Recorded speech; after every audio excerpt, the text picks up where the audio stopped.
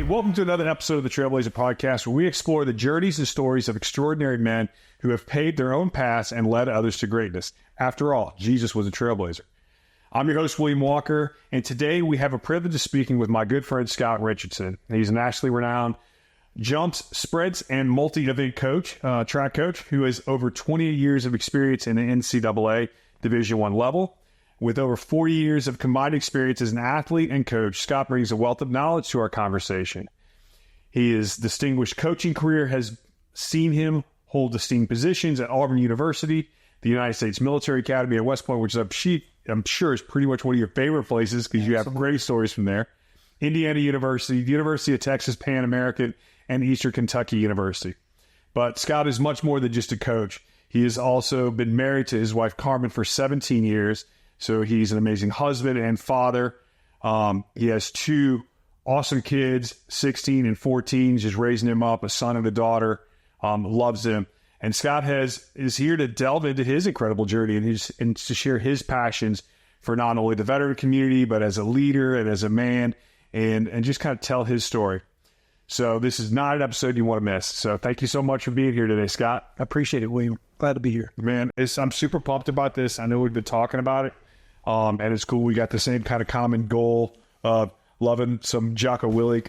We're drinking our go today. Yeah, man. But I guess when I start with these podcasts, I like to start at the beginning, kind of just letting the person kind of tell, hey, where did it all start? Where did it all begin?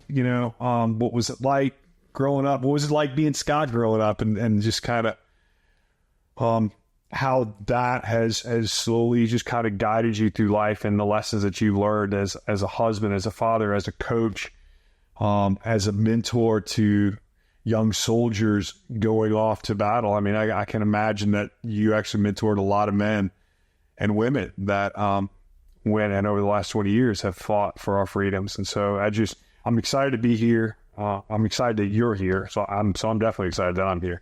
But anyway, how about you, man? What's going on with you? Yeah, well, I grew up in a little town called Hobart, Indiana. It's probably, as the crow flies, maybe 5 miles off of Lake Michigan, up in northwest Indiana, maybe 45 minutes from downtown Chicago.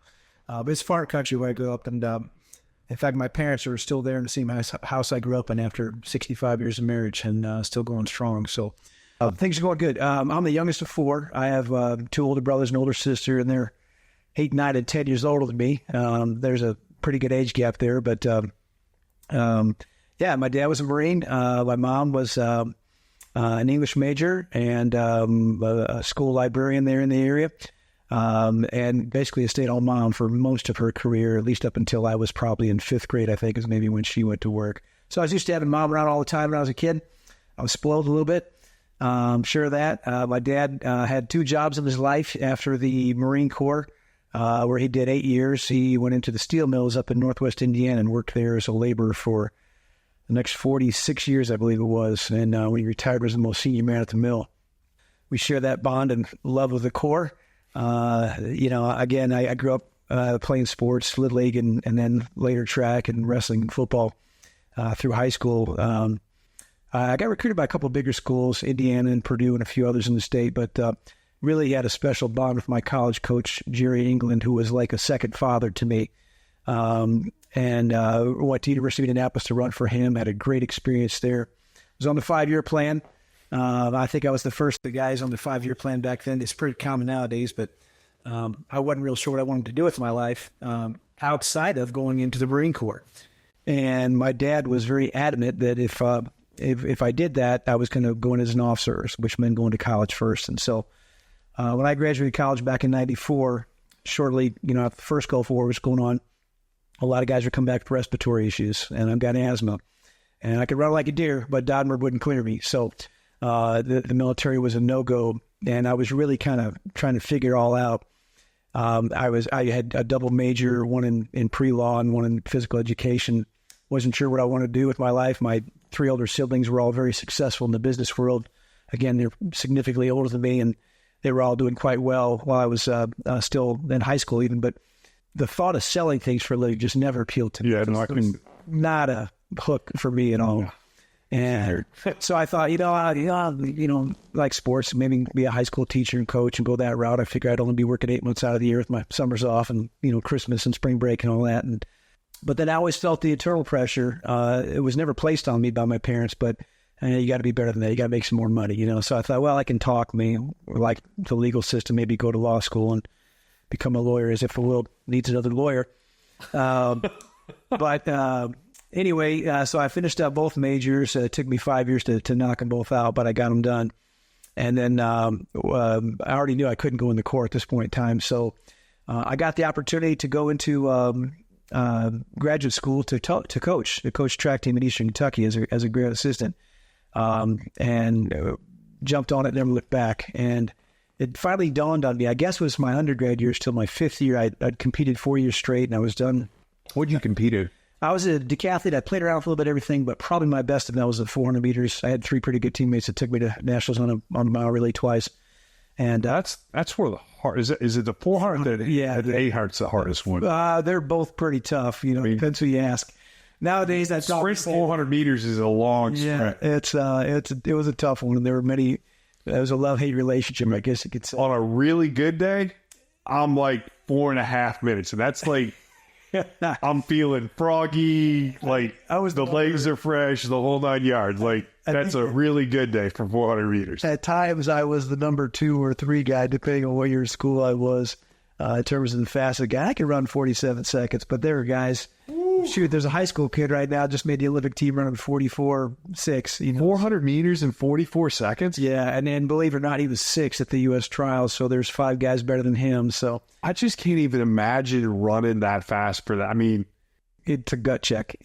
You're gassed at the end of it. You feel like the last 15 years, you're like you're pulling a refrigerator on a treadmill, And it's just a tough event. So I would be a little partial to that event, but I would say that that's the toughest one in track. So when you were running track in like high school and college, that was your go-to, that 400 meter was your yeah. And what? It was a tough one. I had did you just? I mean, was there just this thing the coach said, "Hey, we're just going to give you the hardest one you got"? Unfortunately, it was probably the one I was best suited for. I was never the fastest guy at like the 100. Okay to 200, but clearly I had a little better stamina, I guess, and could run the 400 decently. But it was always a challenge, and but it was fun. In track being a highly individual sport, I was fortunate to be a part of a real good team. We always had a great team concept, but especially on a relay, you got 3 other guys counting on you, and I was the leadoff guy, so it was my job to kind of get it all started. So, and I prefer it that way. I wanted to get it over with, and it'd be done. I didn't like the idea of waiting on the line to get that baton. I wanted to get that thing kicked off and just be done with it as fast as I could. So when you first started running the 400, let me ask you, because I'm just sitting here thinking, like, it's not even the endurance, because it's not long. No. Like 400 meters is not that far of a distance. But there is a level of resilience and perseverance that you've got to be able to just go, I can push for that. It's a gut check for sure. Yeah. 50 seconds, 40. I mean, you said a guy did it in 44 seconds. What was that like building that for you as a young man in high school and in college and going, okay, guys going, hey, you got to get faster. You got to get faster. Like, where did that come from? You know what I mean? Yeah, probably a little bit my dad. Like I say, man, again, being the youngest of 4, 2 older brothers that were, beating on me from time to time and kind of toughening me up a little bit. But probably when I was in, middle school, junior high, I was the fastest guy at that point in time. And so, you tend to gravitate towards what you're good at. And it was just kind of my thing. When I got to be a freshman in high school, it was a little bit of a different scene. I wasn't the top dog anymore. You had to run with the older guys. And it was always a good challenge. And my high school coach was very much like my father in that he knew how to push my buttons. And he knew how to challenge me. He was an old Army sergeant as well, too, and he was a national champion athlete in college. He was a pole vaulter. So that's really my first love is the pole vault and track and field, but the 400 was probably what I was best at. And so Coach Johnston was, again, I've been really fortunate with the coaches I've had throughout my life. I can't name one bad coach I've ever had from Little League baseball through college. And then my bosses for the last, 30 years have all been outstanding. So I hear people complaining about how my coach doesn't know his way. I never had that problem. I had just a plethora of outstanding coaches that really molded me to who I was. And Coach Johnson knew how to play me. He would challenge me in a good way, and he would tell me I couldn't do something. And okay, well, we'll see about that, and I'll try to prove it wrong. Yet at the same time, when I needed him to be that shoulder to cry on, if you will, he was that. And it was very few occasions where I remember that happening. He was more hard than he was not. But as I mentioned, I have asthma. And I remember one meet in high school, we were running in Gary, and then the pollution there at the steel mills and all that stuff. I had a real bad asthma attack and didn't perform very well. And I was thinking, it was my freshman year, and I was thinking about quitting. Again, I wasn't the top dog. I was getting beat. I was struggling with the asthma, and I just didn't think I was, cut out for it. I was having a pity party, essentially, is what it boiled down to. And looking back on it, I can say, you're just being a little soft. And but it was at that time, after grinding for Coach Johnson for that entire freshman year, late in the game, and I felt like I went to him and said, Coach, I don't know if I can do this anymore. And he put his arm around me and said, hey, this floor is not your thing. That's okay. You're a good little long jumper, or you can do other things well and help the team that way. And he kind of gave me the pick-me-up I needed. Totally unexpected. It kind of hit me out of left field because I wasn't used to seeing the compassion side of Coach Johnston. I was used to him, really challenging me every day and kind of, being in your face and I kind of thrived on that with the Marine Corps father. It was I could filter out the noise and say, okay, this is what I need to toughen up and go get it done. So had a great career throughout high school, which led me to my college coach, Jerry England, at the University of Indianapolis. And again, polar opposite of my high school coach, more grandfatherly. I never had a grandfather. They both passed before I came along. But he was a little bit older and very soft-spoken and very good coach. But I had a real connection with the guy. And so I get to college my freshman year. And again, I'm struggling because I'm not the top dog. I'm at best number 4. Still good enough to be on the relay, but I wasn't the superstar that I was in high school. And the bottom line, I just wasn't mature enough at the time to handle myself like a man should. And I remember going to him late in my freshman year after kind of a struggling freshman year with very few highlights. And stuck around after practice one day to talk to him. And I said, Coach, I don't know if I'm cut out for this. And he said, are you telling me you're quitting? And I said, I don't know. I'm here to talk to you about it. And, I was on scholarship, and so I had a sense of obligation to talk to him. I'd never quit anything in my life. I certainly had thought about things a couple of times. But he said, okay, meet me here tomorrow morning at 5:30. And we never had morning practices in college. And I thought, okay, the guy's going to run me in the morning, and, I don't need this. I'll just quit and go back home and go to work at the mill or something. And so I show up there at 5:30 the next morning. I'm in his office, and walk into his office, and he's sitting there with a newspaper, drinking a cup of coffee. And I said, morning, Coach. He didn't say a word. He just stood up, motioned his finger for me to follow him. We walk over to the indoor track, and there's a guy in there pushing himself around in a wheelchair. And he said, you see that guy right there? I said, yes, sir. He said, he's been here since 4:30. He said, so the next time you start feeling sorry for yourself, I want you to think about that. Do you want to quit, or do you want to be on this team? And I said, no, I want to be on this team. And never questioned it again. And I think practice started at 3 o'clock. I was probably there at 2 o'clock that day. He was waiting to get going. So the asthma was a struggle throughout my running career, but it was always a good motivator for me. I always tried to never let it win out. But it was really those guys around me that were provided me with the guidance when I needed it, both the love and the tough love. Just great, man. That's funny. I mean, because really, I think one of the next questions I wanted to ask you is just really about your experiences or mentors. And then you've talked about how these two different coaches had two different approaches to how they mentored you, they coached you, they led you.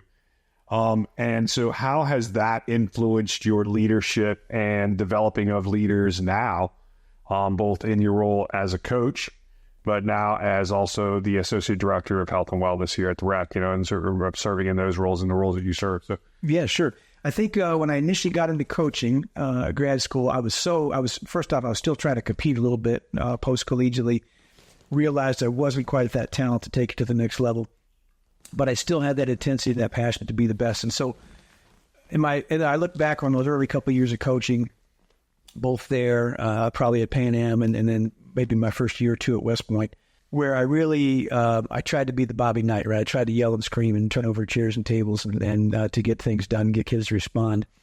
And I should have known better. I didn't at the time. I was pretty intense about it.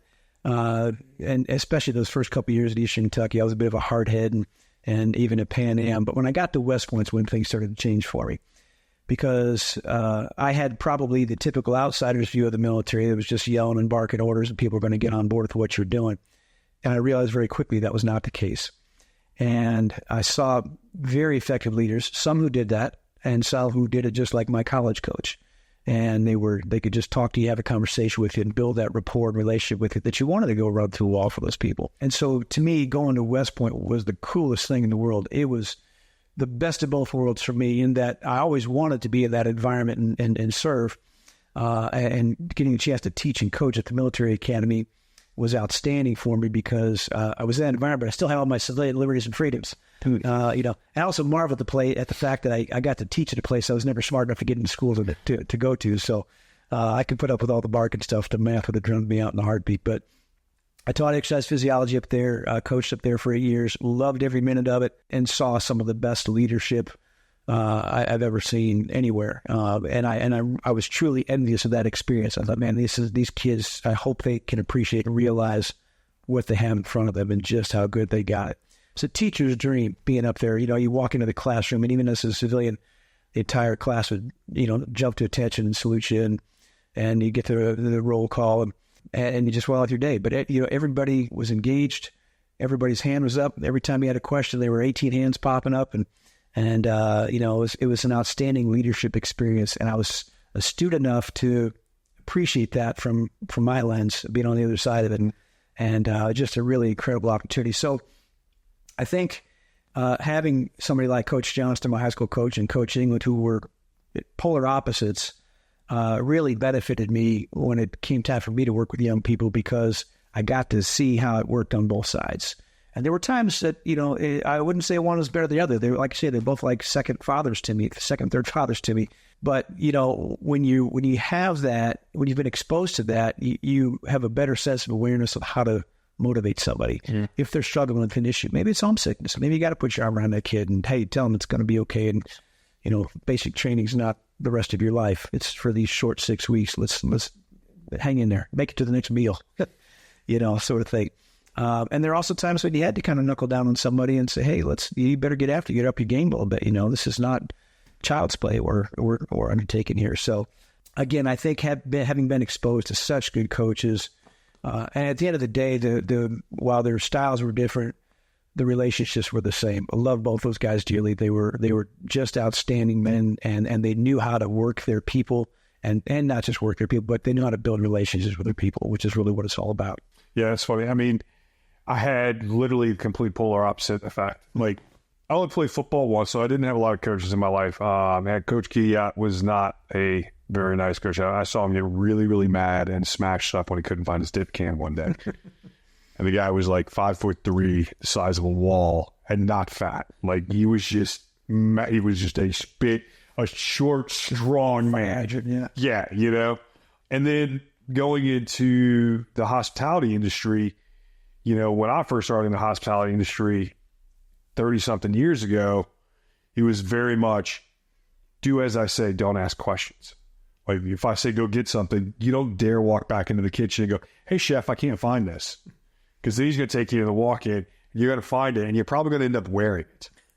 Like, there wasn't a whole lot of compassion. Sure. And I don't know where that came from, because it's very much like the military in a kitchen. I mean, there's structure, there is a chain of command, and it is very clear. And if things aren't followed, then things don't happen right. And in a kitchen, I used to tell people all the time as a chef, like, you're held at a higher standard of excellence than a doctor. And I know there's probably a lot of doctors out there that are going to go, really? Hey, man, if you give me a bad script and I go home and take it, I may die, and I'm probably not coming back to you as a doctor. Or I am going to come back to you and let you fix it. If you come to my restaurant and I give you a bad meal, you're never stepping foot into my restaurant again, and you're telling 10 of your friends to never step foot in my restaurant again. So there is a higher standard for my steak than there is for you to write me a script for the rock bet. Sure. Like, I mean, it's crazy. It is so real. But when I went from the hospitality industry into the military, when I made that transition after culinary school, I did things all kinds of crazy. Like I went to culinary school, joined the Marine Corps. I was 23 going to boot camp, so I was an old man. Outside of boot camp, where you got yelled at a lot, and that boot camp's just all about just keep your head down and survive, right? Yeah. Gray man, the gray man is for real in that environment, right? Yep. Don't, just fit in. Don't be the best one. I mean, if you're the best one, great, but then stay at the top, like, because you can't come down. Right. Don't be on the bottom, because you are definitely getting the attention. Be in the middle. Just go grind. Put your head down. Keep moving forward. Whatever it is, right? And you don't have to think about anything. Just do what you're told. But once you got out of the fleet, you realize that the military is not this all bark, bark, bark, people jump, jump, jump. They want you to think. They want you to make decisions. Sure. They empower you. Now, there are leaders in there that are not like that, as there are with any organization. But for the most part, my experience with leadership in the military was completely opposite of anything I'd ever experienced as a chef. I mean, I had guys throw plates at me. I had them walk up. I can remember, and it was tasting something. Would you serve this to your mother? And you're like, I just spent hours putting this together, measing it out, cutting everything, and you're going to walk up and you're like, really? In a matter of seconds. And it's just reality. But it just goes to show you that the importance of leadership roles play and being able to filter out, hey, the different styles of leaders. I mean, you learned that and you just shared that yourself. Hey, I thought I had to be this just kicking them in the flipping tables. Bobby Knight.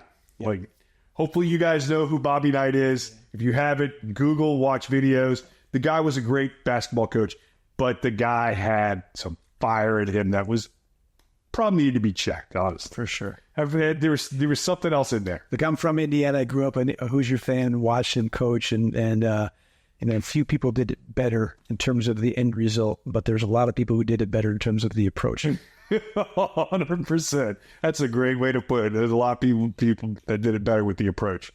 So who would you say, when you look at those guys, you talk about how has that played a role, and I'm going to kind of go back to the question, but I just kind of like to get this because I think it'd be a great point. How has that played that role in how you lead now? Like, just looking at, hey, I had this coach. He was very much fatherly figure. I had another coach that was more of a grandfatherly. And I see those differences when you say, hey, you just kind of said, hey, see that guy? Yeah. He's here at 4. Yeah. So I think having seen both those styles and a few others along the way, that really helped me read people. And I think that's what you have to do as a coach or a leader in any form. You have to get to know your people and have to know what they're going to respond to. Somebody who was a little more thick-skinned like myself, growing up with a Marine Corps father, I could filter out the noise and get to the message of what my dad was trying to tell me, or my high school coach. Some people they don't respond to that very well. And I think there's a better way to do it. I think it's nice to have that card in your hip pocket to play it when you need it, to be the kind of the tough guy and come down on somebody.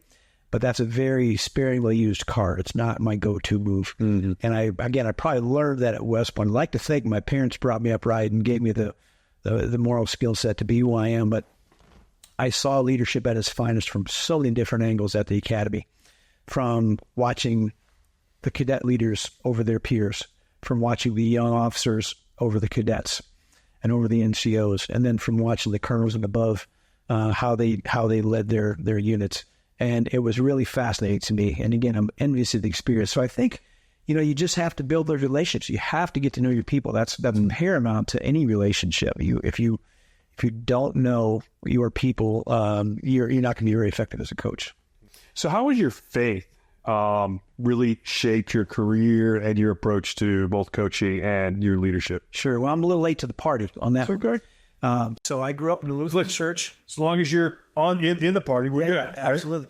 I grew up in a Lutheran church, going to it, and if you're not familiar with the Lutheran church, it's very traditional, I guess is probably the best word. And it's the same church my parents still go to this day.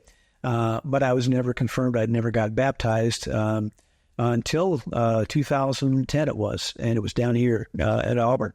And I had been a father for maybe a year and a half. And, I was always a believer, but had just never taken that next step towards baptism. And so my wife and I decided to take the plunge at First Baptist, and we love it out there. It's a great church and great service. So a work in progress, I guess you'd say, as hopefully we all are still. But really came to know the Lord much better after becoming a father. That's when I realized I wasn't immortal. It never dawned on me. A young athletic guy and all that, you think you can conquer the world. And after my daughter was born, I started to take a different approach and different outlook on things.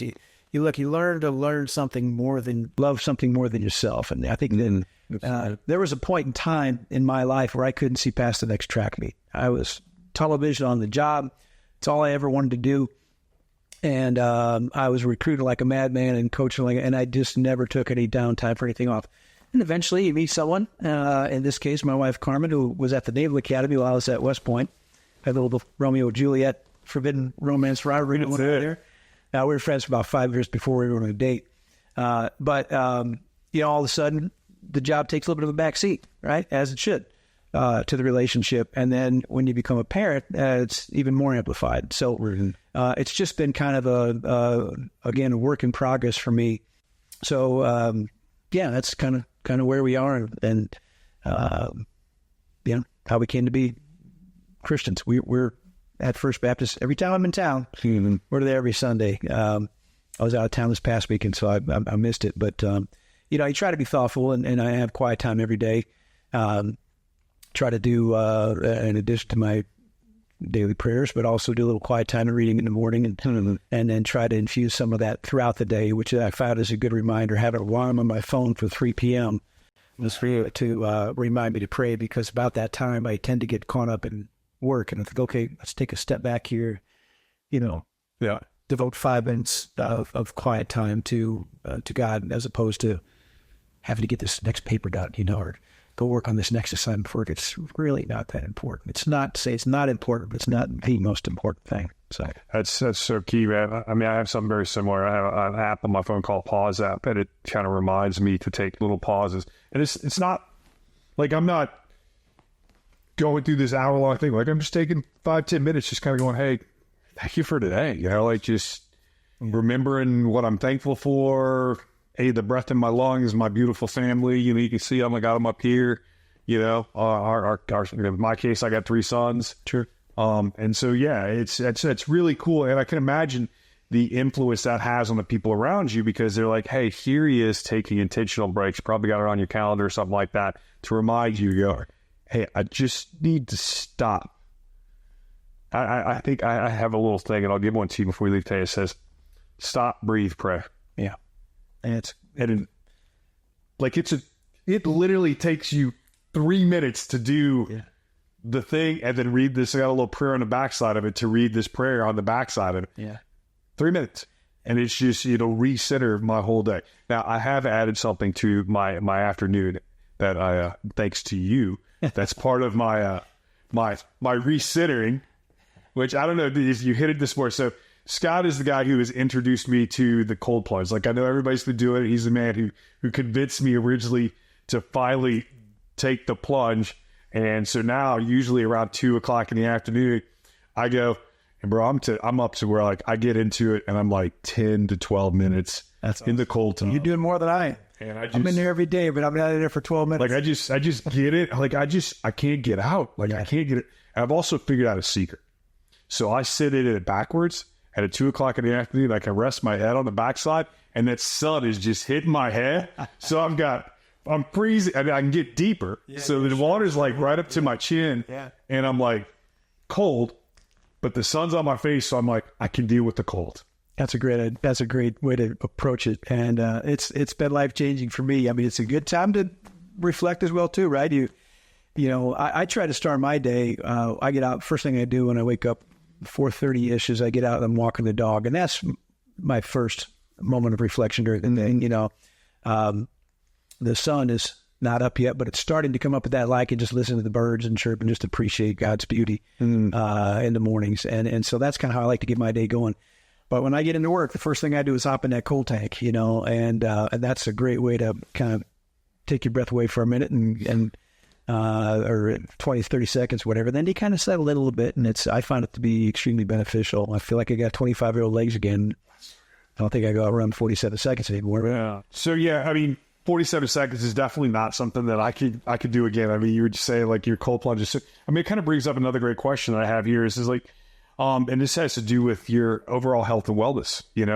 You've obviously been a coach for many, many years. You're still physically active. You've added the cold plunge to your new kind of practice, and I mean, I believe that, living your life on a path, and that's the word I use. It's funny. There's a verse there's two verses that are very pivotal in my life. And they come out of 2 Timothy, and it's 2 Timothy 3:16-17, and it says, the Bible is good for teaching, rebuking, correcting, and training, so that the men of God can be complete and fully equipped to do good work. And so I see that through these two different lenses for myself of like, hey, God teaches me how to live my life, right? And the path I'm supposed to follow. But then he rebukes me when I get off of it. So he's like, hey, bro, you're getting off the path. Got to get back on. But then he corrects me, which means he helps me get back on it. And then he trains me how to stay on it. And so whether that is in my spiritual life or whether that is in my physical life, like, hey, I need to be taught how to run and exercise and take care of myself. And when I'm off, when I'm not on, I have a coach. I have a coach that I work with. Sure. It sets up all my programming and stuff like that. And so he corrects me and trains me. Yeah. Teaches me when I'm wrong. And so that is applicable in all areas of our lives. And eventually, hopefully I become complete and fully equipped to be the man that God created me to be. But what is your philosophy when you think about your health and wellness and how you implement that in all areas of your life, both your role at Auburn University as a coach, when you were coaching and stuff like that? I mean, you're still a coach, technically. Even though your role is not it, there are people in your life, you have son. Yeah, that's an interesting thing, say Jeremiah 29:11, before I know the plans. For me, and you talk about getting sidetracked and maybe falling off the path a bit, I got put out of coaching 2 years ago. I didn't leave of my own choosing. This job I'm in now is kind of a little side skirt or redirection, I would more likely call it. And, you get into the job. I really was into the coaching thing. And, again, talk about, the priority course, it shifts, right? You go from being just a coach to getting married, having kids, and again, your priorities all changed for the better. But that doesn't mean we can't be sucked back into the way we used to be. So in 2022, I guess it was, I was coming off the best year I'd ever had. My boss was going to retire. He knew it, and it had been announced, and he had been really promoting me for that job. And there was I had a lot of people backing me to get that job. The AD we had at the time, I had great interviews with him, and thought things were going pretty well. Like it was going to work out that way. But I was pouring so much into the job. Anyway, the long and short of it is I didn't get the job. They brought in an outside person. I was told I'd be retained, and that didn't happen either. I worked for that gentleman for about a month, and he had other plans, which is his prerogative. That's sort of the coaching game. 28 years in the business, I'd never been put out of a job, and so that was, I sort of felt foolishly you think you're immune to that, and you're not. But I was coming off my best year coaching, and the change was made very, very late in the year. I missed the opportunities for other coaching jobs at the time. I really didn't know what I was going to do. It was really quite unsettling to me, for sure. From a success standpoint, probably the best individual year I've ever had in terms of the success and productivity out of my group. But when I got put out, I was out in Eugene, Oregon, when I found out at the U.S. Championships. And again, my kids performed great, and I was kind of shocked. And it was really, I grieved the position. Why do you be like complete shock to being angry, to being upset, and all stages of grief. And I was really, in a weird way, glad it happened to me out there, because it gave me time to have a good cry about it, get it out of my system, and say, when I get back home, my wife and kids, all right, I got to figure it out. And I wasn't really sure at all what I was going to do. I'd missed the window for coaching jobs, and I collect a stopwatch of the best of them, but beyond that, I have a pretty limited skill set, I think. And so I was kind of looking around, and out of the blue one day, I get contacted by one of our vice presidents here, and he said, "Hey, would you meet me for coffee?" It's a gentleman I'd never met before. I knew the name, but I had never met him. And he said, "I understand you're looking to stay in the area." And we were. We love Auburn. We never wanted to leave here at all. And my daughter was just about to start high school at the time, and my son was going to be in 7th grade. And the wife has a good job here as well, too. So we weren't really looking to leave the Auburn area. He said, I understand you might be looking for something. What are your skill sets? What are you into? And so we had a good talk and didn't think much of it. 2 weeks later, I get another phone call and saying, "I want to introduce you to somebody." And we got together, and next thing you know, I think there was some empathy for me, thankfully. I think over the previous 17 years, I'd built up a pretty solid relationship based across campus, not just in athletics. I think there are a lot of people that really felt for me and the way things spun out for me. And I really thank Lieutenant General Ron Burgess, among others, for making this happen. This job of Associate Director of Wellness was created for me. And while I sort of feel like I know that world well, it's no different than coaching, really. Like you mentioned, it's you're leading people. I don't do as much with students as I do managing my staff now, but leadership is leadership. Mm-hmm. Looking back on it now, this didn't take me long to figure this out. After the initial shock of getting put out of coaching, and then 2 months later, landing a new gig. It was a long 2 months, but when it finally came to be, and it was probably in the works about a month into it, I started to see the silver linings, right, in the whole career shift, and I could see myself in preparation for wanting that to be the director of the track and field program here. I could see myself pouring more and more into the job and less into my family. It's not to say they weren't important, but I was really trying to make an all-in push to get that job. And this has been a real good reset for me, or I should say 2 years ago was a real good reset for me, because among the silver linings are I'm not traveling 4 days out of the week now, right? I think because of that, just by my presence, I'm a better husband and father because I'm there. I've been able to go into my daughter's, she's into the color guard and the show choir stuff and all the things I'm not into, but I can appreciate it and have fun watching my baby do her thing out there. Didn't want to uproot her in high school, as I mentioned earlier. Love the fact that to this day, I can go back to 116 North County Line Road, Hobart, Indiana, and call that home. My parents are still there at that house where they've been for 65 years. And I want that for my kids. I thought about this even as a single guy getting into coaching. I was like, I don't want to be that guy that job hops every year. I don't want to do that. I want to live like a nomad. And, so I've always been able to move on my terms. Again, save my very first job out of grad school. It was a 1.5-year gig, and then the opportunity came to go to Indiana, which is the big school in the home state, then on to West Point for 8 years before I came down here for the last 19 now. I've always kind of moved on my terms, and I wasn't ready to leave Auburn. And so through his will, this position was created for me, and it's been a good reset. I get to watch, I'm helping coach my son's wrestling team now, being there for his events, my daughter's events, and just being a better husband and father by virtue of the circumstance that led me to this new career. Having said all that, I don't feel like I'm unqualified for the role I'm in right now. Very appreciative of it. It's a different shift, and it's been a good shift. It's again helped me kind of recenter and realize that, hey, this is not your timeline; it's his timeline. So that's kind of where we are today. And I think that I take those same leadership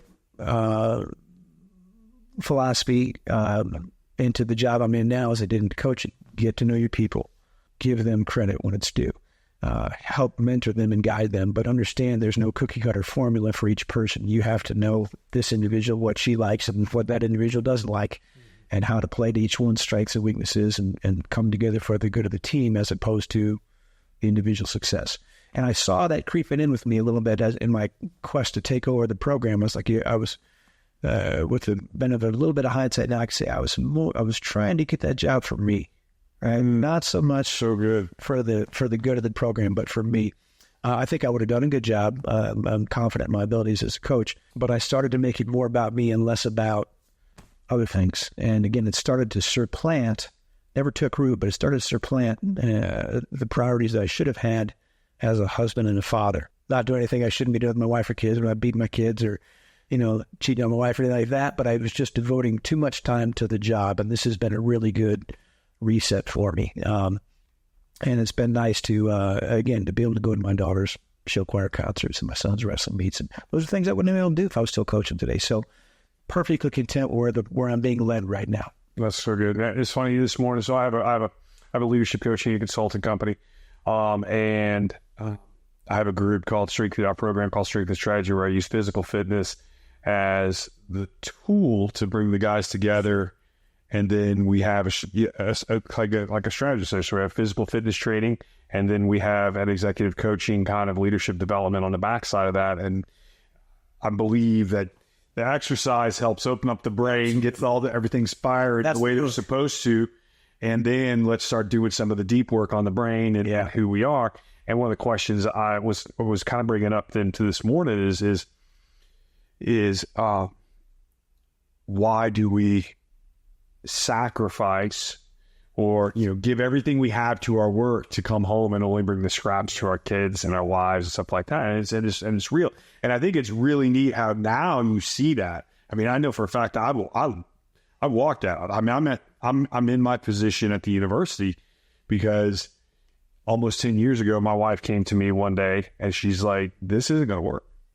And she wasn't looking for a divorce. Sure. But I was working at a local restaurant, crushing it. Restaurant was going great, just like you. But I was working 70, 80 hours a week, 6-7 days a week. Yeah. When I came home, I was a zombie. And she was just like, "Hey, we've been married 4 years. And for the last 3, you've been in this position. Yeah. It just ain't working." Yeah. And so I made this massive transition, walked away from everything I thought that I wanted in my life. Just like you were saying, like, hey, I was finally going to reach the pinnacle of my career, which was running the whole program. Yeah. And so here I was, not the pinnacle, but I mean, I was at the top of my career at that moment. Sure. Working as a chef of one of the most successful restaurants here in Auburn. Still is one of the greatest restaurants in Auburn, as far as I'm concerned. One of my favorite places to eat. I'm not saying I got it there, but I'm saying that when I was there, it was very popular. And today it is still very popular. The chef there is a good friend of mine. And he crushes it. He's an amazing guy. And he actually has a very similar story as you do with his family. His son is adopted. How about that? As is yours. So I do want to ask you a question. I want to make sure I transit. I don't want to miss this because I think it's a cool part of your story. So you coached against your wife. Yes. Army, Navy. Yes. So what was that like, bro? In the Iron Bowl and football, the game itself at West Point or Annapolis is not as, you don't have the same caliber players as you do as in the Iron Bowl between Auburn and Alabama. But the rivalry is no less intense. Right? Oh, yeah. I mean, you got the whole Navy against the whole Army and, working together as brothers and sisters in arms on, 364 days a year, but that one day, that's all that matters. Well, in track, in cross country, we had that 3 times a year. We had a cross country dual meet, then the indoor track meet and the outdoor track meet. So my wife was a much better athlete than I was in college. She was a 5-time All-American at Penn State, and she got to see the world through track and field. Never made the Olympic team, but got pretty close and got to go off for Europe. And just a great coach. And we had a lot of good battles in Army and Navy, and that's kind of how we met. Just as when the two schools get together for what they call the star match, whoever wins gets to put the star on their letterman's jacket. When you have those, all the admirals come out, all the generals come out, all the spouses are there, and all the coaches are there. And it was just kind of happenstance that we were the only 2 single people on our respective staffs. And by about 20 years, right? So we kind of gravitated towards each other, just friends, because everybody else is married and, 20 years our senior. But we were friends for 5 years before we ever went on a date. And then one day I, got up the nerve and asked her out, and I don't know why, but she said yes. And there we have it. So we dated for about a year and a half, and got engaged. And 10 months later, I brought her down to Auburn. So I still maintain that I'm recruiting for West Point because I stole away their best coach and made her my wife. I was going to say, so who's got more stars? We do. Army got more stars. Yes. Army's got more stars. In our coaching tenure, we won out. I don't remember the exact numbers off the top of my head, but we won more than we lost. I would guesstimate it to be about 70-30, 65-35, something. I mean, I'm sure there's a little rub in the home front where we hey, I got my stars. Where we took over there? Where we took the lumps was when the football teams played. Yeah.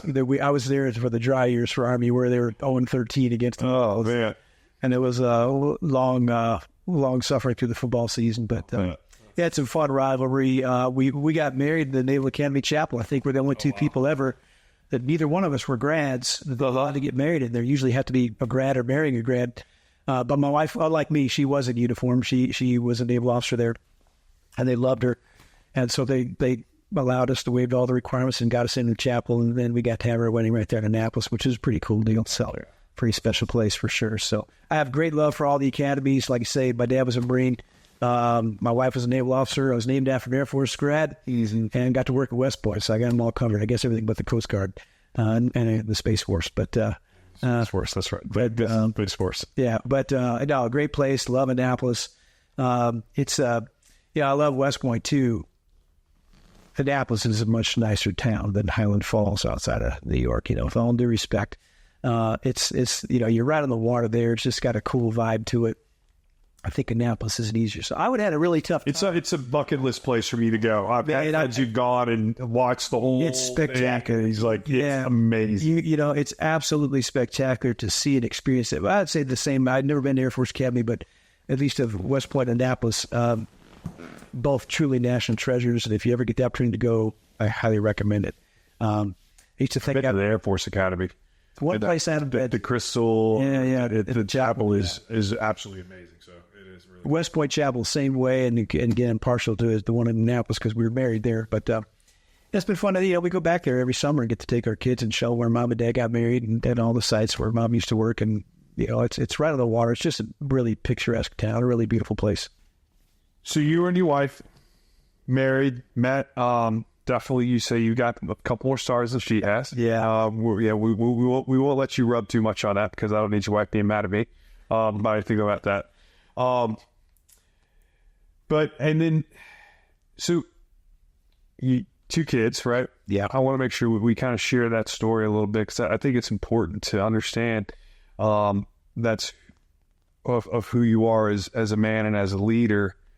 So you have a daughter that you and your wife. Yes, that's she's our paternal biological. But you also have a son that you guys adopted. Yeah, which is just awesome. Like like I said earlier, I have a friend of mine. He did the same. He's got a biological daughter, and then he's got a son that him and his wife adopted. And I just think that's just it takes such a special place inside of somebody's heart to do that. Not everybody in the world's cut out there. I think they may think they are, but they're not. How did you and your wife kind of navigate that road, or what brought that choice and that decision on? Sure. So we married a little bit later in life. I was 35, she was 37. We got married, and we knew we wanted to have our time as a couple before kids. So we waited a couple of years. My wife turned 40 a month after Olivia came along, and she was one of those women that most women can't stand because within a week of having Olivia, she's back down to her college weight, and you saw her from behind, you never knew she's pregnant. If you caught the side view, you might have been able to tell. But anyway, when we got married, we're talking about getting married. We talked about the family plans and what it's going to look like. We're hoping for 3 kids eventually, but I think we kind of missed our window. We, after Olivia's born, we tried again for number 2, and 4 miscarriages later, just wasn't meant to be. At the time, when Carmen came down here, she was working in the department as well too. She was working with academic side of athletics, and but when Olivia's born, she said, "That's it. I'm staying home with the baby," which couldn't have scripted any better. Nobody had rather raise my kid than my wife, right? Yep. Because again, I was gone, half the year with coaching and recruiting and whatnot. But anyway, about that time, we had our athletic director at the time. He and his wife sort of championed the foster parenting cause here in Lee County. They never sought recognition for it.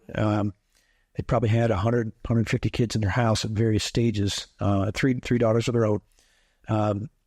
But they would take a child in for as little as a day or two, and in some cases as long as my son, for a year and a half. And so when, if they were a little bit older than us, and when they would go out of town for family vacation through whatever, bowl game, something, my wife would babysit for Triston. So she already had a little bit of rapport with the guy as it was. And I think one day, they were kind of pulling hair like, man, we didn't bargain on having a year and a half with this much energy. We were thinking maybe grandkids at this stage of the game, something we could enjoy for an afternoon and then push it back to mom and dad. But and I to be honest with you, William, I'd never even thought about it, adopting. But my wife had. She used to say this. She always thought she'd be sick but would adopt anyway. And the thought never crossed my mind, but I wasn't against it. I had an adopted cousin. My aunt was adopted, so I was familiar. Just wasn't thinking, So, so we talked about it, and we became certified foster parents and slowly transitioned him from their house to our house. He's still very close to that family today. They're just wonderful people. So he was in foster care from about 3 months of age up until year 2 with this other family that came to live with us at age 2. And about age 4, we were finally able to, get the green light to adopt. So he's now 14, be 15 in November, been doing very well. And in a lot of ways, my daughter, who is she's my baby girl, right? Daughter by Disney, right? She's sweet and docile and never does anything wrong. And yes, Daddy, no, Daddy, and all that. Very polite, respectful. And my son comes in with this, Tasmanian devil type energy. He's just, spinning around all the time and just nonstop go, go, go. It's been great. She has helped calm him down, and he has helped pull her out of her shell. So now at 16 to 14, they're siblings. They fight like siblings, but they love like siblings too. And just great kids. And so we're very fortunate. So yeah, it was kind of, again, is the plan that was made for us. And he's a wonderful little guy, and would highly encourage anybody to, there's so many kids. You can do certainly a private adoption, and you get a kid from anywhere in the world, but there's so many kids right here in Lee County that need a home and need a place of permanency. And we have some friends that are still foster parents. We only provide respite care now. We don't. We're not actively looking to adopt. We're content with our 2. I didn't realize you were still there. Yeah. So it's my wife and I've talked about it. I gotta be honest, man. I don't think I could do foster. Here's the thing about it. I just don't think I could be the dad for that short period of time and then have to go, hey, you got to go back into that. I look at it would be very difficult for me. I look at the people that got us into it, and to do that 100 plus times, to love a kid while you got him and then let him go and send him back. And you just have to have that kind of servant's heart. In the case of foster parenting, you can sort of set some parameters. The state and the DHR will tell you as much as they know about the case. So you can, the only parameter we had really set up was that we didn't want somebody older than our daughter. I don't know why that came to be. She was the firstborn, and we just felt she had the birthrights, and I didn't want somebody who had maybe seen or experienced too much of the world to influence my baby girl, before she was ready for it. So we knew we were going to be younger than our adoptee would be younger than Triston. But again, with foster parenting, it is a bit of a gamble because you just don't know if it's ever going to go through. The whole goal of foster parenting is to get it back with blood relatives if you can. And in this case, there was just nobody really stepping up and making that happen. So, thankfully, after a long wait, and it tries your patience. The whole process. It can be really taxing, but, I'll do it again in a heartbeat if I could. Yeah. That's cool. I mean, it just speaks to, this shows so much of your heart. And it's funny, you were saying something a minute ago, how your daughter and your son are complete polar opposites, which is cool. And I started thinking wow, how much of your coaching rules has played into your ability to do that? Because you're dealing with complete personalities. I've got 3 boys, right? Yeah. Now, the two of my sons and one's mine. Two are my wife's, and so we're a blended family. Sure. But all three of them, completely different individuals. One lives here, one lives in California, one lives in Birmingham. All of them completely different. Yeah. Like there's, other than being siblings, that's about where the commonality stops and starts, right? Absolutely. Yeah, you see the different personalities. You think, how can, I look at my brothers and my sister who have their own biological children, like how can they have come from the same two parents? They're just so different. But at the end of the day, that's what makes the world go round. We're all individuals, and it's been it's challenging at times, but it's challenging parenting your own biological children, let alone adopted, because we all come with issues, and we're all trying to figure out this game called life and how we should be living it. And so, you try to impart what you can on them, and hopefully they make good decisions. And look, my daughter's 16 now. She got her driver's license. So if you're in Camden Ridge, stay off the sidewalks. But she's a very responsible kid, and she's academically crushing it. My son is less of the textbook learner, but he's very aware of his surroundings. He's got great situational awareness, and he knows how to read a room. So, hopefully they're learning from each other, and it's been a real challenge at times, but a real blessing as well. And then again, that's what it should be. We don't want things to be too easy, right? We don't want everyone to be so comfortable in the way we're living our lives that we will lose sight of, that we think we are successful because of what we did, right? We need to really keep that in check and understand that it's not, today's not the finish line.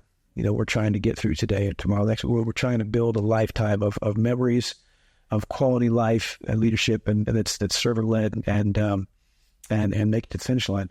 I love what you said there about comfort and not being in those comfort places. I mean, and I think about my story and your story that we both shared, and when we got to that place of comfort, hey, I'm getting ready to be at the top of my freaking game here. Yeah. I'm at the top of my game.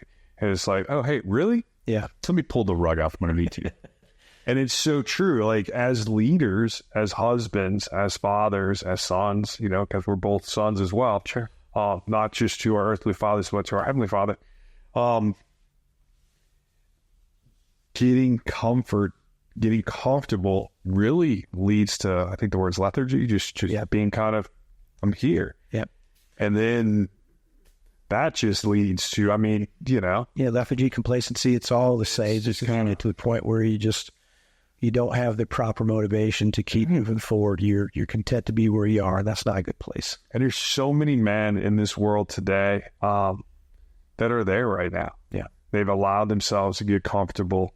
There's this video, it's by a knife manufacturing company. I think it's Coda, but it's Hello Danger.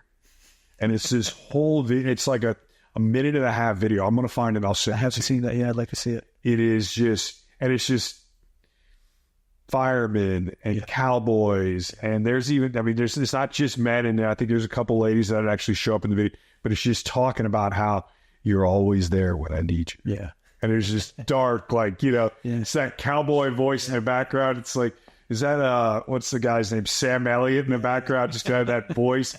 And you'll see the blade pop out, how to cut a rope, and get away from this. Yeah. But it's speaking to how important it is for us to step into places of discomfort, to be intentional about doing hard things. I sent an email out last week, and one of the challenges I sent out, so I have a leadership email as well, and it was like, hey, we got to do hard things. Yes. Right? And whether that's working out in the gym or my wife gets mad when I do it, but I still do it. But I'm like, I need to fix something on the car and I don't know how to do it. So I'm going to YouTube the video and I'm going to learn how to do it. And sometimes it's successful, sometimes it's not, right? There was that, she used to drive this Lincoln Navigator, and the air suspension, so they have an airbag suspension on, and it rides beautifully with it. But when they go out, it's very expensive to replace it. So you can change it to a spring system. Well, I was going to change it to a spring system.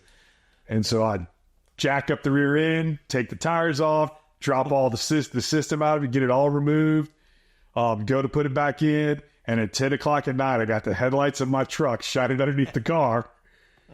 My buddy down the street, thank God he's a mechanic. He saw it and he came down and he helped me. But man, I was in there and I learned how to do it. Yeah.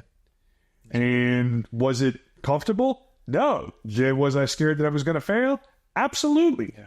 Like, what happens if I don't do it right and my wife decides to back out and go somewhere? Like, I think that's a healthy fear, though, right? The fear of failure is a great motivator, and I think it's wise to take that approach into things. Like, am I really capable of doing this? Because you're more apt to think it through the right way. You know, use your analogy on the knives. Like, okay, well, you do those things to stay sharp, right? A dull knife is no good to anything. no, you know. not at all. So, I think it's good to keep hold of that knife and keep that edge on the blade and stay sharp, as opposed to just saying, oh, it's better than drawer for a while. It's okay. You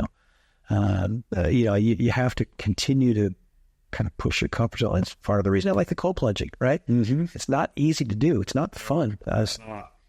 So, as a long walk from my office down to the cold tank, and if I've got to go by myself, I feel like I'm walking the Green Mile. If I got you or somebody else I'm going to meet down there, it's a little bit easier to do because you got a partner, you got somebody to go with you. Yeah. But at the end of the day, I still got to do it. You just can't do things when it's convenient or comfortable. Which reminds me, did you hit it this morning? Not yet. Okay. So, all right, if you don't hit it before you go to the office this afternoon, you and I can hit it this afternoon because I was telling you, it's a perfect reset for me in the middle of the day. I'll go back to my office. My mind is clear, I'm focused. I can, whatever work I have in front of me, I'll really start working on it. So I want to make sure I get a couple more questions here that I had. This was really about aspiring leaders and just what advice would you want to give to aspiring leaders, young leaders, men that are looking to, make an impact in their communities, in their fields? To me, leadership is less about leading, is more about the influence. Sure. And true leadership, it really is influence. Absolutely. Because it's not about me telling you what to do. That's not leadership. That's managers. Relationships and humility. So what advice would you give to young leaders, to men out there that are going, hey, look, I know I want to make an impact on who I am as a leader and on my community and my family. What advice do you have for them? Well, a couple of things. One, I remember myself when I was this age and going into the military environment that I always wanted to be in, but never was really a part of. And that would be whatever you may lack in knowledge, make up for in enthusiasm. People pick up on that infectious nature, and they see if you're into it, even if you make a mistake, you're into it for all the right reasons. So I would say, again, keep the energy high, keep the humility there, right? Don't let that ego become too powerful that you feel like you know it all. That's a bad place to be in. And again, continue to build those relationships with people. Everybody has something of value that they can contribute. So keep an open mind about it all. As again, I look back on my days as a young coach and all the mistakes I made. Most of it was because I thought I was probably either too in charge or too important. Actually, as opposed to being, hey, are you really there because you're trying to help these people? You have to consider other people's point of view. If it was strictly up to me, the world would be a pretty boring place. So you have to understand that, the people that you're trying to influence also have an opinion on the matter. Especially if you're asking them to do something, they need to be bought into it, invested into the process. And so the best way to do that is to give them a little bit of ownership, right? We'll talk about our guy Jocko here. Yeah, no, 100%. And Jocko, right? We're both on that path, and I love it. But I think that the best thing you can do is, again, listen, offer advice and guidance, but never be too rigid in your planning. Let others have a say in what's going on. And again, as a young person, don't assume we know it all. Be excited about it and certainly do everything you can to improve your knowledge base, but listen to people around you. Some of the best advice I ever got was from little older coaches that at times I thought I knew more than, I thought, this person's not even a job anymore. They're sitting behind the desk. And they're in a different place in their lives. So I think if you bring that fire and passion to it every day, people in the coaching world, one of the big trump cards any coach is quick to play is, it's a privilege to be on this team.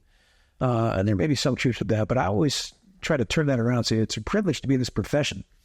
So you better make the most of it, and don't assume that you are owed anything. You're there to better young people in their lives and have influence over their lives and help them not just to run faster, jump higher, whatever it may be, to win the game, but to make them better people as well. That's good, man. That's so good. I love what you said there. Big say, hey, it's about relationships. What was the first thing you said there? It was humility. Yes, to not assume you know it all. Make up whatever you lack in knowledge, make up for in enthusiasm. Yes. And there's so much truth there, because there's a level of confidence, and there's a fine line between confidence and cockiness. And you can have a good confidence with good, like, hey, I'm enthusiastic about this, but I'm enthusiastic about the fact that, hey, I may learn something from you, and you're just dishwater. You like, I used to, even now, I walk around campus or I'm in places, I'm like, I'll see somebody doing something, and I'm asking them, hey, how did you do that? And why did you do it that way? Because I realize that I can learn from them. And so my enthusiasm is really just pulling that out of there. So I don't know. Yeah. Obviously, I don't know. That's why I'm asking questions. So I'm taking a place of humility, you know. And this morning I was sharing, we were doing an exercise called, about values, and humility is one of my big values. I do not believe that people can have more than 3, 4 core values that they live out. Like the rest of them, just practicing and wanting to be. Beyond that, like you're not walking them out on a daily basis. They're not part of your decision-making matrix. And to me, humility is a big one for me, because I never want to forget where I came from. Yeah. And I always think about that in anything I do. I never want to forget where I started. It's always good to be grounded. You know, one of the more fun things in the job I'm in currently, and trying to help people live healthier lives, both mentally and physically, it has been the cold tanks, right? We've got these 2 tubs out there, one of those, and I was out there a week ago Sunday, and I don't normally go in on Sunday, but I knew it was going to be out of town this past week. I was like, I got to get it in. So good. Went out there, and these 2 young guys come walking past, and they're beelining for the hot tub. I said, hey, you missed the right turn. You should be over here in the cold tanks. What's that? And so I kind of gave them a little tutorial on it, and they hopped in there, and they went back to the hot tub, and they kept coming back. And long and short of it is now, they're both coming in. They came in every day this past week about the same time I do, about 7 in the morning, and they've been in there, and they love it. So it's the whole thing about doing hard things and continue to push yourself and not be complacent where you are in life or your fitness level, whatever else, you know. But you know, mental health obviously is a big issue these days, and it's at the forefront of everything, certainly in athletics, and even I think on most colleges. Here we are at the end of Men's Mental Health Month. Yeah. June is Men's Mental Health Month, which big top. And I think that the probably the number one thing you can do is take care of yourself physically, right? Mm-hmm. You know, the science is there that dictates clearly what a better outlook we have, a better frame of mind we have if we're doing something active. You have to be a Division I athlete or a pro athlete. If you're doing something, if you're going for a walk 3 times a week, you're going to put yourself in a better frame of mind. That's all you got to do. Most people don't even realize. I tell, I mean, so I train guys all the time. Yeah. And I'm like, hey, you don't have to be Arnold Schwarzenegger. No. Get up, go for a walk. Move. Take that step. Take that first step and take another. And now, don't get me wrong, I'll also remind them, hey, don't stay there. Sure. But you got to build on it. You got to build on it. And the foundation starts with just getting out and doing something. Well, it's no different than our faith, right? We should be learning more and growing that relationship every day and trying to get better every day in every aspect of our lives, whether it's our physical and mental health or our walk in faith. I mean, if we're not moving forward, we're at best staying stagnant. Probably slipping back. But we're comfortable. Yeah. And we got these full air-conditioned boxes we live in. Yeah. Everything. We got some of them on grass. Sure. We got someone doing, got something to do everything. And that's, and it took me years to get to where I'm at. Yeah. Like, I'm not saying I am not saying that I just woke up one day and I was like, Burr. Hey, I'm 53 years old. I'm just teeing off on the back nine of life. I'm with you, 52, man. And again, I share with you, it wasn't until, 14 years ago that I got baptized, Mm-hmm. I was always around it. My parents lived a godly life and grew up in the faith. I didn't understand the Lutheran approach to things. Not to say it's bad. Martin Luther did a lot of wonderful things, but it was hard for a child to understand that it wasn't quite as open as perhaps your church is or my church is right now with the the youth ministry. We didn't have a youth ministry when I was growing up, This is one old pastor up there lecturing, and it was the King's English, and it was a lot harder for me to grasp, and so a lot of these and thous, and whatnots. Yeah. So I've got one last question I really want to ask before we kind of wrap this up. Future goals, aspirations, both personally and professionally, in your realm, both in health and wellness at the rec. I know that you've shared that you want to be here in Auburn, but also in leadership development, both personally, professionally, but how you see that being able to continue to play in your influence outside of that. So what's next? Yeah, sure. So the long-term goal is this. From probably the age I was 13, I had the lifetime goal of living to be 100 in good health with all my faculties and abilities. And so I'm on the path for that as well, trying to make sure I'm living in good health and living well on, and who knows, that's going to play out. We'll see. But that's the last tangible goal that I have for myself.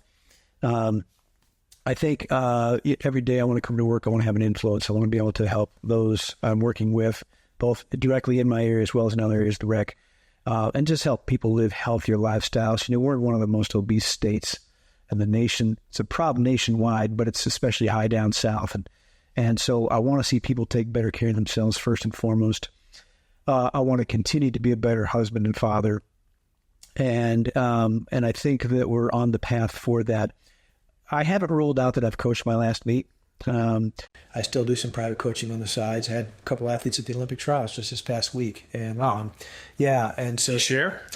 Sure. One of my best athletes from my last couple of years, a young man named Dontavius Hill from Mobile, Alabama. Great young man, came as a walk-on. I think we signed him on a book scout, $800. Not a lot of money at all. No. And he blossomed into one of the best high jumpers in the nation 3 years ago. He finished not only third at the NCAA championships, but third at the U.S. championships, where he lost to only 2 Olympians. He had an outstanding career as a in college, but then as a post-collegiate for the last couple of years. One of the best phone calls I ever got in my life was just a couple months ago, back in January. Dontavius called me up and said, "Coach, I got a life decision I need your help with." I said, "What's happening?" And this young man's got a mechanical engineering degree from Auburn. He's a smart guy and a very good athlete. And he said, "Coach, I'm working this engineering job in Atlanta. My girlfriend's getting her PhD at the local school there. But I feel like I want to start training again." And I said, "Okay, what's the end goal?" He goes, "Well, I want to get back in high jump and train, be the very best, make the Olympic team." And so I said, "Okay, are you training right now?" This is January, right? We're 5 months from the trials. And he said, "I'm lifting and I'm running. I haven't been jumping at all." But he said, "But I feel like in order to do that at the highest level, I need to quit my job." And I said, "Okay, so you're talking to me, but you probably need to be talking to your future wife as well as your family and her family, because I don't want them coming guns trained on me because I told you to give up a $100,000 a year engineering job so you can go play high jumper." And he said, no. He said, "I just feel like this is something to me that can do it." And Dontavius has a big social media following, and he's been able to piece together a really good track season this past year, where he's getting into meets and jumping well. And he just made the commitment. Like I say, it was the end of January. So he's literally about 4.5 months out from the trials. Goes on. He's consulting with me. I don't want to claim I'm coaching him right now. I'm not with him on a daily basis. I'm not sending him workouts. He's kind of figured it out on his own. But he'll send me videos and I'll critique him and tell him that I take him kind of time. We'll talk on the phone. And he starts having some success, and really good success. And he sets a personal best. He's jumping 7.4, 7.5, somewhere in that ballpark. And he calls me up about 2 months ago, and he had just qualified for the trials after not having jumped in over a year, probably his 4th or 5th meet of the season. He calls me up and says, "Coach, I would love for you to coach me at the Olympic trials. Would you come out to Oregon with me?" And I said, "I really appreciate that, Dontavius, but I can't right now." I said, I'm blocked in on being here with my family, and we're taking family vacation this year, and I can't cut out 10 days to go to Oregon with you. But if you remember our volunteer coach who was with me when you were jumping, Coach Holmes, And I said, she's coaching up in North Carolina. Why don't you give her a call? She knows everything I know and then some. She's way smarter than I am. And so they got together to meet at Wake Forest and worked out pretty well. And long and short of it was he asked her to take her out to the Olympic trials. He had an incredible season going. We had a good heart-to-heart this past weekend.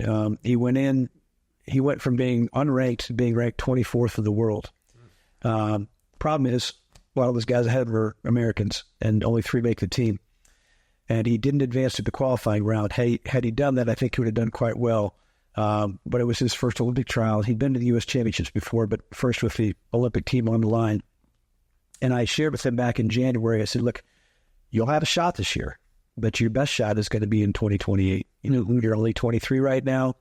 Your best jumping is going to be when you're 27, 20 years of age. So, does the body change so much in that? Well, just the experience, I think. You go from being, again, it's kind of like my little walk where I was the top dog in 8th grade, and I go to 9th grade, and I got to start all over again. There's guys better than me, and then you go to college, and you get to be a senior high school, and it works out really well. You go back to college, and again, you're on the bottom rung of the ladder again.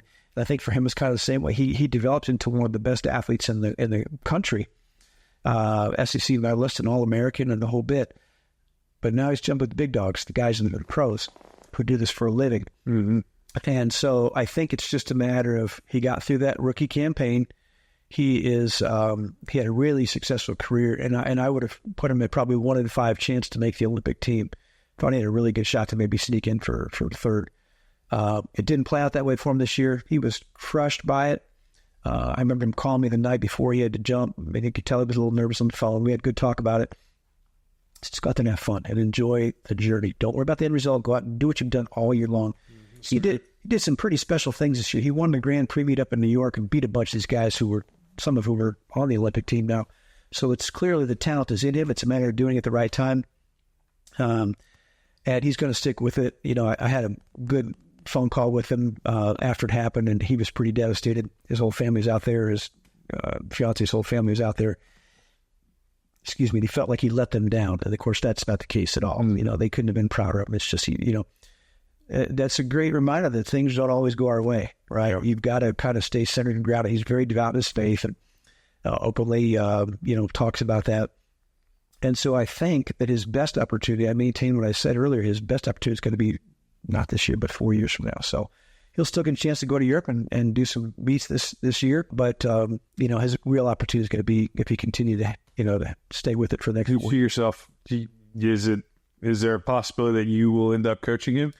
Possibly. Again, I had the opportunity to do that this year. He point blank asked me, and I know that it was kind of short notice, and those kind of things, life was ready. So. It was, and it was kind of unexpected and very flattering. That's the kind of stuff that that sticks with me. It's not so much what did he do, did he win, did he do? It's how they feel about you when it's all said and done. Yeah, right? That's where I feel like I'm making my greatest impact when I get a phone call like that. Hey, would you do this for me? Or you write me a letter of recommendation, whenever. And so yeah, I think that's still potentially the cards. Right now, I want to see. For 20 years, I've taken care of everybody else's kids. And it's time to start taking care of my own on a much more intimate level where I can go to their events and I can, be there to cheerlead for my son and my daughter as opposed to everybody else's kid. So, but I'll keep my hand in it. I'm doing little stuff on the side right now, work with some high school kids and some junior high kids. That's fun because it kind of takes you back to that grassroots level, right? You remember where it all started. And they're not the SEC champ or the All-American or the Olympian. They're a 7th grader at Opelika or Robert, and to help kind of get them going on the right path. And it's been fun. And also do it on my own time. I do that. You go out there and, do it on a Sunday after church for an hour, and I don't feel like I'm neglecting my family, So, maybe at some point in time. For now, the Ramen is outstanding. I love it. I love the people I work with. Look, I'm in the gym. It's a great place to work, right? I get to, the cold plunge every day. I may have to get some running tips from you. Yeah, glad to help out. I do a lot of that with ROTC right now. I'm a big guy. Love, those who serve. There's the one thing we did get into, which was true right now. I grew up in a family who did serve, and I married someone who served, and I was named after somebody who served, and so it's very important to me that we show gratitude for those who have, and so a year ago, we started up a program called the Veteran Transition Education and Mentoring, the V Team. And I work with the Veterans Resource Center here on campus to do some stuff for the vets who are your non-traditional college students, right? We've got several hundred of them in all, and they're not the 18-year-old kid right out of high school, right? They're 28 or 30, with sometimes a wife and kids in tow. They're trying to acclimate to college life, and you go where everything is so structured to where it's college, and it's sleep in if you want, go to class if you want, don't go to class if you want. Those guys and gals are going to class. They're mature enough now; they know what the score is. But if I can help them, any one of them in any way, with whatever might be a running program or just general life advice, I'm going to take those opportunities every chance I get. I work with all 4 branches of the ROTC, help doing some PT training with them and preparing them hopefully to be better officers. One of my real feathers in my cap is that the current commander of Delta Force is one of my former athletes from West Point. Really? Yeah, Colonel Devin Capps. He's on terminal leave right now. He's just about to get out and hang up the Green Beret, but. And those guys you lose touch with, right? Because they're not on Facebook. I'm not calling Devin Capps for the last 20 years. I bumped into him at Fort Benning 2 years after he graduated. He was going through a career course down there, and it was the last time I'd seen him. And a year ago, I got a call from one of my forwarders at West Point. I guess it was last November, and we're catching up. And I said, "You ever hear from Devin?" And he says, "Yeah, Coach, he's back at Bragg, Fort Liberty now." And I said, "Oh, can I get in touch?" He goes, "Now you can." Yeah. And so I called him up, left a voice message, and within 90 seconds, my phone said, "Coach, how you doing?" We caught up. I had a great catch up. I'm trying to work out our schedules so we can get him down here to talk to our ROTC. Mm-hmm. I'm a big fan of guys like Chad Robichaux and some of the work that not only his time in uniform and service, but the things he's done to promote and normalize and help people adjust back into civilian life, particularly with post-traumatic stress disorder. And so I thought Devin would be a good one for that. I don't think he suffers from PTSD. I'm pretty sure of that. But I thought it might be good for maybe some of our veterans who are, or some of our future officers who may have to deal with somebody in their chain somewhere down the line. So hopefully we can make that happen this spring. But no, I mean, again, that was my initial desire was to go down that career road. It just wasn't in the cards for me, but to be able to kind of help and support, that's always very important to me. There were 3 kids that I recruited or coached to West Point who were killed in combat, 2 young men, 1 young lady. And, back then I got there in 98, pre-9/11. You could tell the mamas of the even the guys, you could say, "Hey, you don't want to go infantry? No big deal. You can be, a transportation officer. You can be military intel. You don't have to be frontline." Can't say that anymore. And that was the hook with the young women I was recruiting. It's like, you don't have to worry. Your babies can't branch the combat arms. She's going to be just fine. And that all changed, post 9/11. One young lady I remember dearly, we did not have the best athlete coach relationship while she was a cadet at West Point. I think we were both a little headstrong. It's my early years at West Point. And I think I thought I was the better coach. I think she thought she was the better athlete, and we just kind of butted heads a lot. But I got one of the neatest phone calls after I stayed with her through her graduation. 05 was her graduating class, and I came down to Auburn in September of 05. And probably 6 months into my job, I get a phone call from this young lady. "Coach, it's, Emily Perez was her name. And she said, "I just wanted to call and thank you." And I said, "Well, for what?" She says, "Well, I just left the C-store and I had to buy my first pair of running shoes in 5 years. I didn't realize how expensive they were, and this and that." So we had a good little catch up, and it was the phone call. I never saw that one coming. I'll be honest with you. And how are things going? I'm going to get blood, and then I'll deploy here in a couple months. And it wasn't probably 3 months into deployment. I think she ran over an ID and was killed. She's buried at West Point in the cemetery now. I think of the potential of that young life. She rose to the second highest position at the academy. She was the brigade sergeant major, and she was half black, half Hispanic. She was the first minority to attain that rank at West Point. And I think how smart she was, and just her personality, whatever our differences may have been while she was an athlete, she certainly was not lacking in intelligence or personality. And I really grew to appreciate that phone call. I mean, it's one of the greatest phone calls I've ever received. And it was a really special time.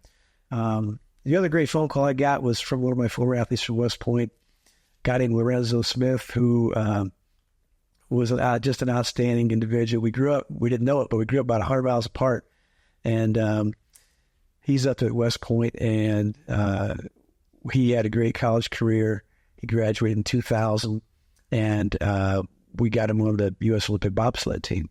He was part of the world-class athlete program, and he was talented enough that we're not far from Lake Placid up at West Point, and the coaches were calling me and asking me for some strong, fast guys. And I said, well, I got one for sure you need to come take a look at. They came down and watched him and said, can you get him at tryout camp? He went up there and he crushed the training. I mean, he broke the records that guys like Herschel Walker and Willie Gault had established at the U.S. bobsled team. Not the fastest guy, not the strongest guy, but the strongest, fastest guy. Herschel Walker was a bobsledder. He was. Olympic bobsled. Willie Gault, too.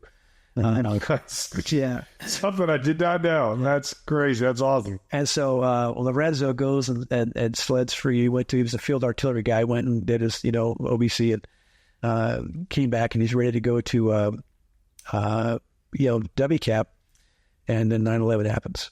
And I think he was in Korea at the time, and you have to do your officer course first before you can put in for a slot on WCAP. And he was in Korea when 9/11 happens, and I don't know the guy's name. There's a colonel there, his commander, and he would never talk to the young lieutenants. He dealt with the light colonels and the majors, and that was it. But they had a brigade weightlifting competition, and Lorenzo won it. Next thing you know, the colonel's taking him out to lunch and celebrating. And where do you play as LT? And he said, well, he said, I saw your profile. You shot to go WCAP. And so why'd you not submit your paperwork? And he says, all right, I didn't go to West Point to become a bobsledder, and, I came to serve, and, I'm not going to go do that after what just happened. And Colonel finished up lunch with him, and he said, we're going to win this without you. Give me your paperwork for WCAF. And so Lorenzo submitted his paperwork and ended up making the team in Torino, Italy in 2006. Was it 6? I can't remember, 2 or 6, whenever they changed the Olympics. Anyway, I was sitting at home one night, and I got a phone call. It was from him as he was walking into the opening ceremonies. And I said, Coach, I just want to thank you. I wouldn't be here if it wasn't for you. And that was a pretty special phone call, too. So things like that are kind of life-changing things. And those are a couple of athletic stories. But, I hold in the highest regard people like yourself and my dad and my wife who have served and can think of things bigger than themselves, and are people who allowed me to go click a stopwatch for 28 years and go sit in the cold bath at my own leisure.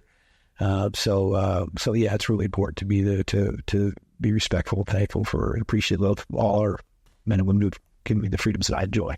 Yeah, that's awesome. I think it's just awesome, the impact that you had on them and the influence you were given, and how well you stewarded that. That guy, Lorenzo, and I became such good friends. We were in each other's weddings. He was a part of my wedding. He walked my mom down the aisle. And we're still very good friends today. I had him down in the Iron Bowl a few years ago. We won a nail biter against Alabama, and just this is a guy who's been in the Olympic Stadium. He said, other than my personal Olympic experience, that was the coolest thing I've ever seen in sports. And so just but again, it's whether he would have made the Olympic team or would not have made the Olympic team. The relationship that we built and the bonds we built. I can pick up the phone and talk to Lorenzo today, and we still speak frequently. And it's like we never missed a beat. We may as well have been, brothers. That's a wonderful guy. Well, that's it. Man, we'll have to.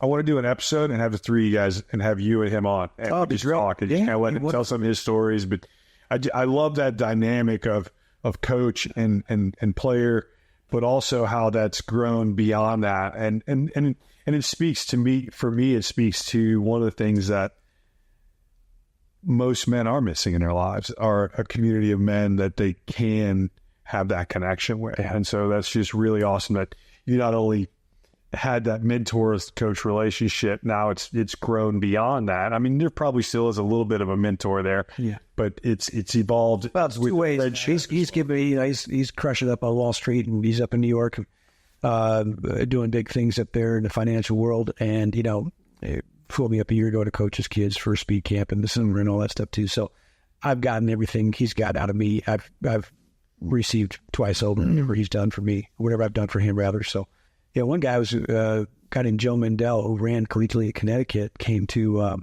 West Point to train with me. And I knew Joe. A couple of my guys had latched on to him during the season, and we bumped into him down in North Carolina where he was running on his own. He'd get fired from doing this nowadays, but back then, his coach gave him enough money and said, "Go run the race in North Carolina. Let me know how you do." I don't know how that even works, but we were I think it was at McAllister's, and we're in line ordering some food, and my guys were talking to him and say, "Coach, can we give this guy a ride back to his hotel?" I was like, "Yeah, for sure." So we got to talking, and he graduated that year, and my guys, I had a pretty good bunch of quarter milers. So one of them was the guy I was telling you was at the Green Beret. And so these guys start talking head off, and all of a sudden this new guy, Joe, starts asking me for, coaching advice. How I'm going to stick with this, and, who would you recommend? So I threw out a couple names of great quarter mile coaches, the guy at Baylor, the guy at Georgia Tech, and those are the guys I'd go to if I had your talent. That's where I would be. And he had reached out and had a bond with the guy at Georgia Tech, and calls me back, a couple weeks later, says, "Coach, I met with Coach Hinsdale, and he just seems like an outstanding guy who welcomes me into the fold if I want to do it." I said, "That's great, Joe. I think he's a really quality guy, and you'll benefit a lot from him." He goes, "I got one more question." He goes, "What about you? Would you be willing to coach me?" Kid lived in New Jersey, not far from West Point. I said, "I need 2 days to think on it. So I got to check with my boss." And I knew I wanted to, and I just got to make sure it was okay with my boss. And he, of course, blessed it. We made the guy volunteer coach, and I came up there, gave me his all for the couple of years he did as post-collegiate, made the world championship team. And Joe is from, he was born in Jersey, but his family is Jewish. And he had, grandparents in the Holocaust and the whole line. But we became also really tight and close. And he ended up, he had raced a few times for Israel, but he declared U.S. citizenship in 2004 and got to compete and placed 6th in the world to world championships in the 400 meters. Wow. And later at the trials, he didn't make the team, but he had a good run at it, and just a really quality guy. And he was another one who ended up in my wedding party. So, guys that were just, really stand-up individuals. And Joe and I still talk, when the thing happened back in October in Israel. I mean, at first calling me just to him, and just a really quality guy, and you meet people in the profession that I never would have associated with in my life. I grew up in small town Indiana. It's funny how through the course of time and then whatever your career field may be, there's opportunity to connect with people every day in life if you choose to do that. And I was in a fortunate position where I sort of felt like, okay, these are my guys. I'm going to take them under my charge. I'm going to give them everything I can. I had no idea the friendships that would grow out of that. They're good, talented guys who make them fast and help them for these 4 years, and that'd be it. And, like I say, years later, 8 years later, both his guys are my wedding, and they're still friends, 28 years later. So, that's the things that really make you appreciate and enjoy the coaching profession. But, I believe I can say the same thing about the new job I'm in now, right? There's another silver lining. Get to know guys like yourself, gals like Karen. The people that I have been exposed to that I never would have had the opportunity to meet had I still been on the track I was on, because I was so tunnel vision on the job, and it's not a good place to be. It's good to be into it for those 2 or 3 hours on the track. That's exactly how I should be. But when I put the stopwatch down and go home, I need to be into my wife and kids. Yeah. Do you have any last thoughts that you want to share with our listeners, the guys that are on here, that are hopefully following us and subscribing and listening? Well, I think you hit the nail on the head that you mentioned you have your own coach. We all need a coach. We all need a life coach, right? None of us should be trying to coach ourselves. I think that's just, you don't have that overall view that you need when it's coming just from you. So I think it's good that you have a group that that you're mentoring right now. I would recommend that to anybody who needs help with just day-to-day improvement, life direction, whatever it may be. Find a mentor, whatever that may be. Find your own personal coach that you can connect with, that you can kind of, hopefully it's a reciprocal relationship where you're giving as much as you're getting, but don't try to do it all yourself. Don't be afraid to to stand on what you believe in. I think that's really important. If you are the kind that's a bit reclusive and you have to be out actively campaigning on the street corners or anything like that, but don't hide from your faith, rather. Don't be afraid to share with others and build those relationships to grow and help us all move forward. That's good. Well, hey, Scott, thank you so much for being here today, man. This has been super fun. Well, I'm glad. I enjoyed it thoroughly, hearing your story. I mean, we've had a lot of times to be able to connect and talk, and just all those times have led this, had just kept reassuring me that this was the right, you were going to be an amazing guest. You were going to be someone that has a story that should be shared, that other men can hear, because the goal is that other men listen to this and that they'll go, hey, you know what? I can make small changes in my life. I mean, you made a pretty big one when you moved from coaching into the role that you're in, but you saw that there was actually there was a real reason behind that. Yeah, it was a nudge. I didn't make the move on my own. Yeah. I was kind of nudged in that direction. Is okay. This is where I'm going. I think there's a lot of guys out there that ignore that nudge. Yeah. And they keep doing what they're doing. They nose down. Oh, I'm going to grind through this. And then they wake up one day and they realize that, hey, I've got a wife I don't know. I've got 2 kids that really don't know who I am. And they're looking back at their life and kind of questioning what they've actually done. And so my hope is that men listen to this and they'll get hope and know that they can listen to that nudge, and make the change. Yeah. And so appreciate you having me on. It's a lot of fun. Yeah, it's my pleasure. Once again, thank you very much. All right. Hey guys, if you enjoyed this episode of the Trailblazers Podcast, thank you so much for tuning in. And please make it a point to share and subscribe, share with your friends, subscribe, follow. I have a YouTube channel as well, that you can watch this live, or not live, but you can watch the recording of it on. Hopefully the video did not cut out on us and we get the last bit of it, because there's some definitely good stuff in there. And as you know, you heard me talk a lot about, hey, how much I'm on the path. Scott talked about how he's on the path. A supplement's called Fly Foods. It is an Auburn grad who started a supplement company. They provide me my protein, my pre-workout. They provide me with my creatine. They provide all my supplement needs so that I can stay on the path and just stay as healthy as I need to be while I'm pursuing this, because I have the same goal he has, which is to reach 100 years old and to be healthy. But anyway, this is William, and I am out. And remember, keep blazing your trails.